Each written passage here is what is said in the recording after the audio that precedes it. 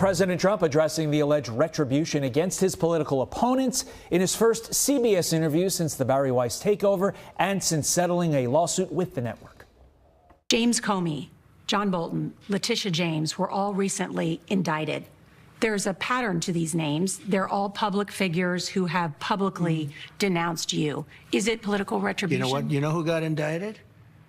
The man you're looking at. I got indicted, and I was innocent. Did you instruct the Department of Justice to go after Not them? in any way, shape, or form. No, you don't have to instruct them because they were so dirty, they were so crooked, they were so corrupt. Fox News contributor Joe Concha joins us now. Joe, good morning.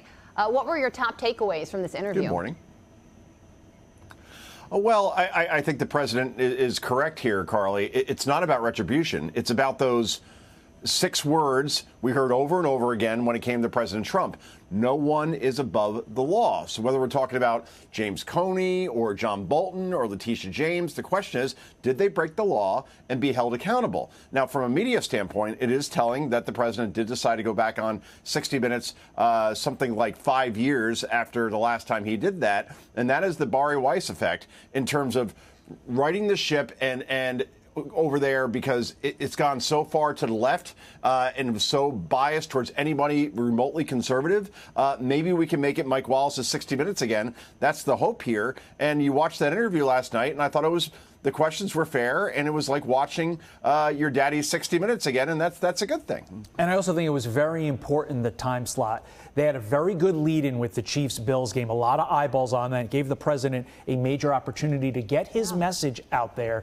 And also, like you said, with Norah O'Donnell asking actual legitimate questions, I think it was a win for everybody involved.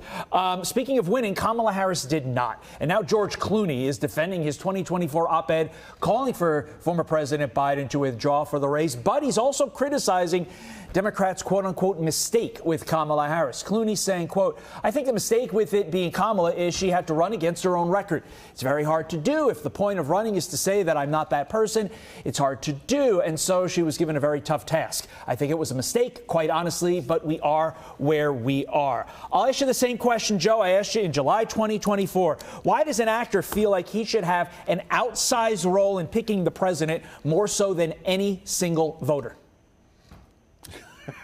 That's the amazing thing, right? I mean, it was George Clooney that right after that 2024 debate wrote that op-ed. I believe it was in the Washington Times, maybe the New York Times, or Washington Post, I should say, and said that Joe Biden should drop out. And that had more of an impact in that happening than any Democrat lawmaker coming forward and saying that. So, yeah, obviously, Clooney's right. It was a mistake to have Kamala Harris in there as far as being the installed candidate. Democrats should have had an open primary and actually have voters weigh in from the Democrat side in terms of picking who the candidate was instead of going Soviet style the way they did with Kamala Harris, because all she did was lose the popular vote. Every swing state gave back the Senate to Republicans, and they held the House. So overall, the worst $1.5 billion investment we have seen in political history. That is for certain. But George Clooney, again, apparently has a lot of sway within the Democrat Party, despite not having like a real big hit